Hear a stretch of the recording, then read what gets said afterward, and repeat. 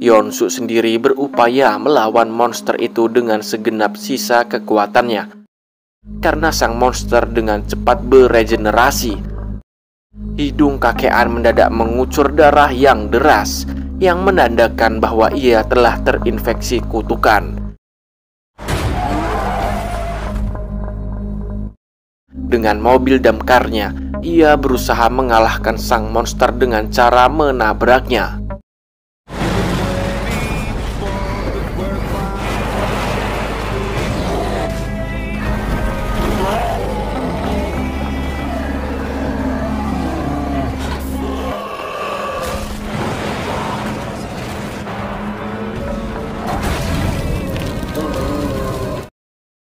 Kamera pun berpindah menyoroti Yi Kyung yang bimbang. Ia akan menekan sinyal GPS agar para tentara tahu lokasinya dan menangkap Yonsu. Tiba-tiba ada seorang paramiliter yang menyusup dan dengan sigap Yi Kyung pun melumpuhkannya. Dan tiba-tiba walkie-talkie-nya menyala dan membuat si tentara sangatlah ketakutan. Ternyata suara yang keluar dari walkie-talkie adalah seperti ancaman. Dan dengan sigap, Yi Kyung menghancurkan walkie-talkie itu agar tidak terlacak dan meminta simbol SOS di atas gedung dicopot demi keamanan mereka semua. Untung saja ada Jae-hon yang datang tepat waktu dan menghadapi monster itu dengan menggunakan tangan satu, di mana senjata andalannya telah patah dan tangannya pun ikut hilang juga karena dahsyatnya serangan slasher milik Pak Satpam. Para penghuni hanya bisa menonton dan sangat takut untuk menolong.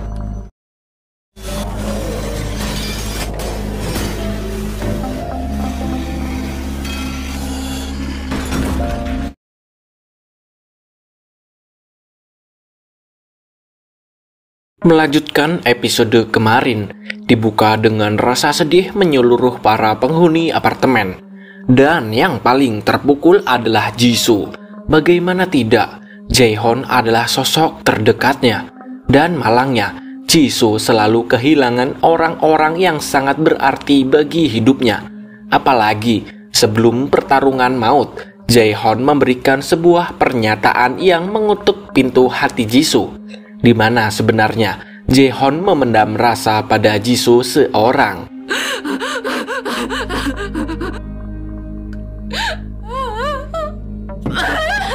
Eun yang mengetahui bila temannya sedang terpukul, ia pun hadir untuk menemani dan mencoba membuat Jisoo bangkit dengan memberikan pedang patah Jae-hon padanya.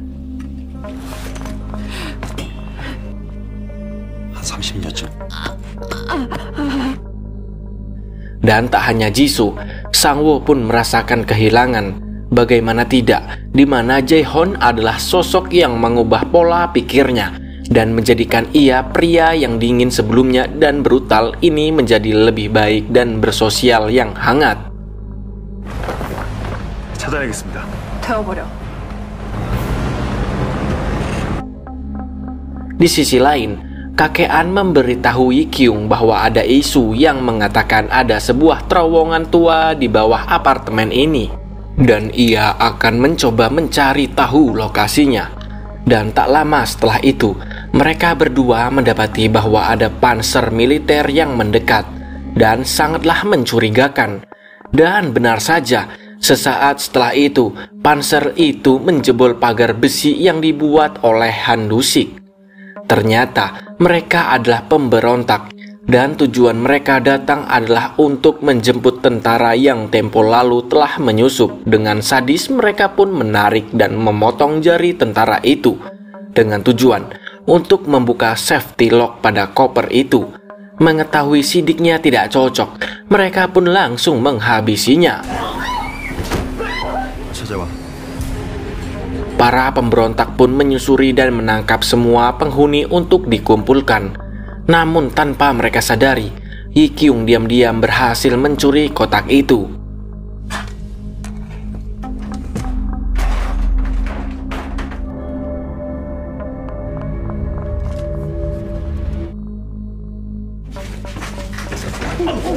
괜찮아. 괜찮을 거야. para pemberontak sangatlah kejam, di mana mereka membuat sebuah lingkaran yang mengelilingi para penghuni dan menjadikan itu sebuah penjara, di mana jika ada seseorang yang melewati garis itu, maka peluru akan menembus tubuh mereka.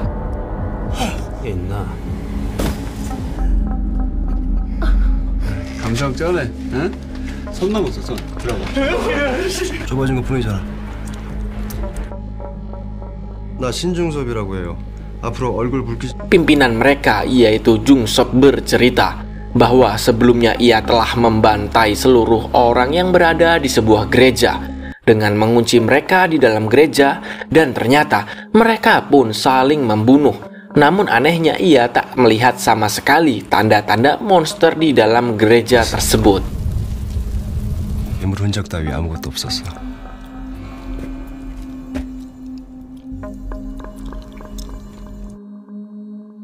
Di sisi lain, Sang Woo yang mendapatkan sebuah senjata mencoba untuk melawan. Namun ternyata ia tidak dapat menggunakan senjata tersebut. Dan alhasil baku hantam sederhana pun kembali menjadi andalan. 좀 어떻게 찾았어요? 숨기는 Kembali pada Jung Sop yang tertarik pada An Yu, di mana ia menilai bahwa An Yu mempunyai pola pikir yang sangat kritis dan mungkin ia dapat berguna untuk pemberontak. 나는 네가 마음에 드는데 어때? 늘 버리고 나한테 올래? Sementara itu, Sang Woo menemukan Nono yang rupanya telah selamat karena ditolong oleh monster lendir yang rupanya ia adalah monster tipikal yang baik.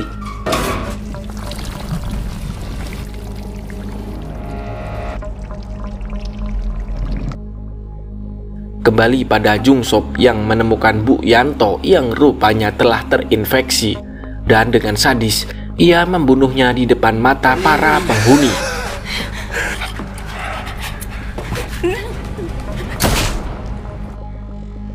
Dan tak lama setelah itu, Sang Woo dan Yi Kyung mencoba untuk melawan, dan alhasil kegaduhan pun berlangsung. Namun sayang, keadaan kembali memihak pada para pemberontak. Namun dari belakang, Bu Yanto bangkit kembali dengan jiwa monster. Ia pun membunuh semua orang yang ada di dekatnya, termasuk An Yu yang mencoba ia habisi. Dan dengan sigap, Yeon Soo melindunginya. Tanpa mereka sadari, monster itu adalah jelmaan kutukan spesial dari anak buah Jung Sop, yang rupanya dapat mengendalikan diri layaknya Yeon Soo. Mengetahui bahwa Yeon Soo adalah sebuah kutukan spesial, Jung Sop memerintahkan anak buahnya untuk menghabisinya di atap gedung. Dan di lain sisi, ada anak buah Jung Sop yang memerintahkan Yuri untuk mengobati Jisoo. Namun itu adalah sebuah alibi, di mana niat sebenarnya adalah ia ingin berbuat ina-ina padanya. Dan sudah jelas, Yuri dan Jisoo bersatu, bersusah payah untuk mengalahkan pria hidung belang tersebut. Yuri sangatlah panik. Bagaimana tidak, tangan halusnya yang telah membuat seseorang meninggoy. Dan ini adalah kali pertamanya ia melaksanakan itu. Dan tak lama setelah itu, Sang Woo datang dan menenangkan Yuri yang depresi sedemikian rupa. 그건 사람이 아니었어. Di sisi lain, Yi Kyung telah melakukan penyelamatan para sandera. Namun malangnya, Lucy yang telah diselamatkan malah mimisan dan pertanda bahwa ia telah terinfeksi.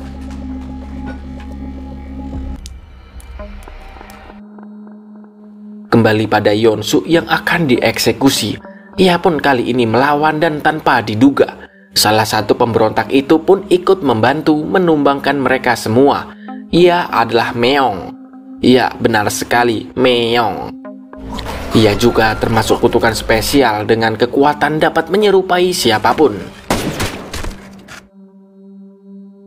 Di sini, Meong mengajak Yeon Soo bekerja sama. Dan di sini, Yeon Soo diberitahukan bahwa banyak monster baik yang tidak melukai manusia. Namun Meong mematahkan omongan tersebut karena faktanya semua manusia pasti melukai para monster. Terlebih lagi, bagi mereka yang melaporkan manusia yang telah terjangkit akan diberikan tempat dengan pengamanan yang ketat. 어때?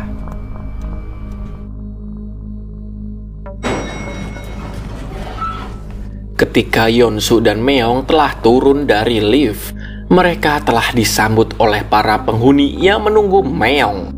Namun di sini Yeonsu membelanya dan mengatakan ia sama halnya dengan dirinya, yaitu seorang kutukan spesial. Meong pun mengajak Yeonsu pergi karena beranggapan bahwa orang-orang yang telah menjadi monster takkan bisa disembuhkan, seperti halnya dirinya yang dulunya sempat tertangkap dan menjadi bahan percobaan. Segala bentuk pengujian, penelitian yang sangatlah menyakitkan telah ia lewati, hingga akhirnya ia bisa kabur dan bertemu Yeonsu di sini. Ia beranggapan bahwa manusia telah gagal, telah melakukan eksperimen, dan saat ini gantian para monster yang akan menguasai dunia ini.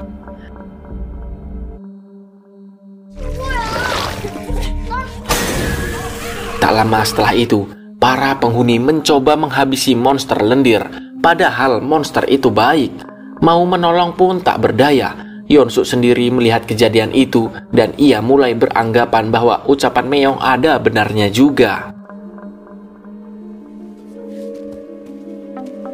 친구가 참 많은 것 같아. Tak lama setelah itu, Eunyu yang tidak tahu menahu perihal siapapun yang melaporkan kutukan akan diberikan tempat pengamanan, akhirnya berniat berdiskusi dengan Yeonsu. Namun kali ini Yeonsu dengan keras menolak karena telah termakan hasutan Meong. Di sisi lain, Meong memberikan informasi bahwa militer akan datang ke tempat ini, dan jika militer tidak dapat membedakan mana monster dan manusia, mereka akan meratakan semuanya. Tak lama setelah itu, Yi Kyung memberitahukan Eunyu bahwa ia diberikan GPS oleh militer, dan jikalau ia menekan, maka militer akan datang, dan tanpa mereka sadari, ada penghuni yang menguping, dan ia pun mengambil GPS itu diam-diam dan menekal tombolnya.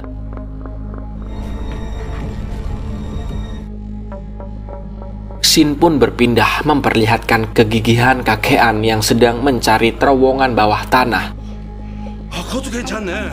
Sedangkan di sisi lain, Sangwoo dengan susah payah membawa Yuri yang tak sadarkan diri.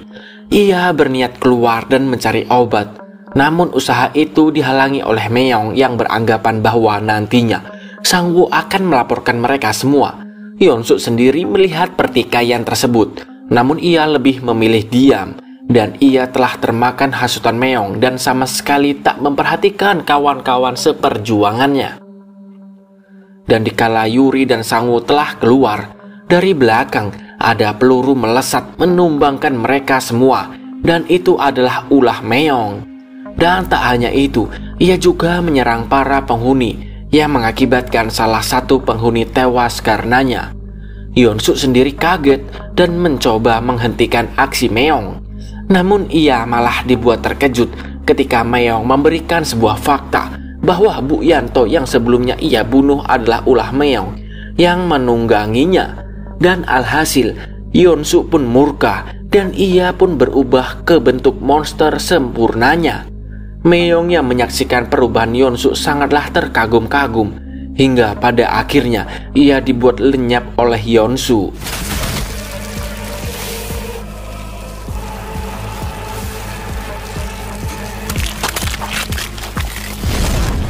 Dusik yang mengetahui semuanya mencoba mengorbankan dirinya untuk kesadaran Yeonsu. Dengan kematiannya, Yeonsu sadar dan menangis tentang apa yang telah terjadi.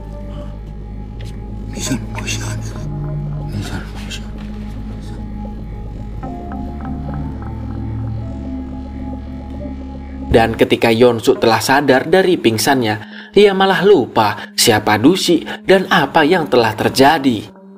Padahal 2 hari sebelum insiden ini, Dusi menitipkan sebuah hadiah untuk Nono dan Nini pada kakean.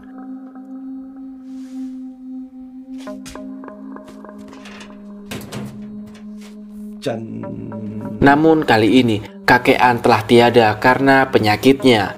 Mereka semua pun berkumpul untuk menguburkan kakek An dan yang lain.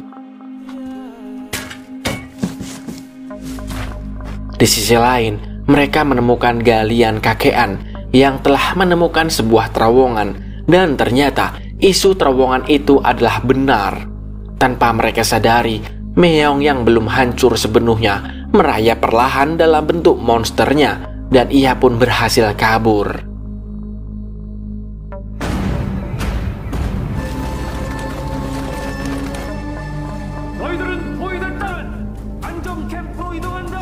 Tidak lama setelah itu, para militer datang sesuai kode GPS. Mereka berjanji akan melindungi mereka semua asal menyerahkan kutukan spesial. Yeon-suk pun berniat menyerahkan diri, namun ia dihalangi oleh Nono. 나가야 돼. 우리랑 같이 있자. Mereka semuanya pun memilih melarikan diri menyusuri terowongan. An-hyuk sendiri menyadari bahwa Yeon-suk tidak ada. Ia mencoba menjemputnya, dan kali ini ia mengetahui bahwa Yeon-suk tidak akan bergabung kembali dan memilih jalan lain. An-hyuk juga memilih tidak bergabung kembali lantaran ternyata ia telah terinfeksi juga, dan ia memilih mengorbankan dirinya di bawah gedung yang akan runtuh daripada bergabung pada mereka yang malah mendapat membahayakan.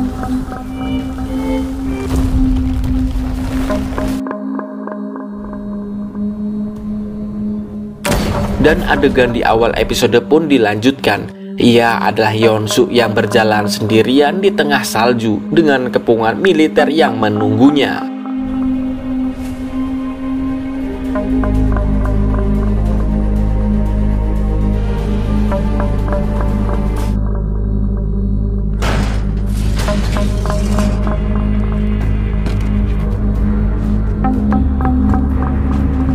Shin pun kembali memperlihatkan para penghuni yang telah sampai di tengah kota.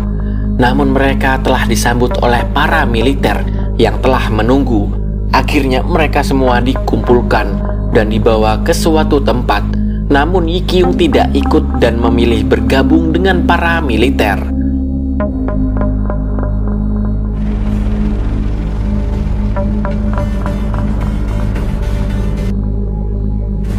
Dan diperlihatkan betapa kacaunya kota yang modern karena insiden kutukan. Dan di akhir film memperlihatkan Yeon-suk yang dibawa dengan panser militer. Dan juga ternyata Sang-woo yang telah tewas sedang mengemudikan panser tersebut. Ada apa sebenarnya? Apakah itu Sang-woo atau bukan? Dan Sweet Home Season 1 pun tamat. Dan nantikan alur film season 2-nya untuk menjawab alur gantung dalam season 1.